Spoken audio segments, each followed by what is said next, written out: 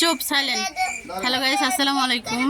তো আজকে আমার মির্জাপুর বাড়ি বেড়াইতে আসছি, আমাদের সবাই দাওয়াত দুপুরে। ভাইয়া আসছে, ভাবি আসছে, আমার বরফ হয়েছে। ভাইয়া কিছু বলেন ভাবি। তো আজকে খাবারের মেনু অনেক কিছু। এটা রোস্ট, মুরগির মাংস, চিকেন রোস্ট, ভাজি, গরুর মাংস, ইলিশ মাছ, এটা সালাদ, আর এই ভাত, আর এটা পোলাও, আর এটা কি সিমের বিচি।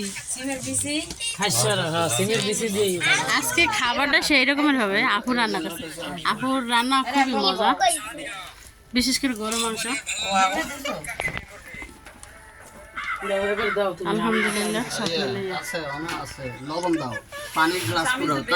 আমরা এখন খাওয়া শুরু করবো।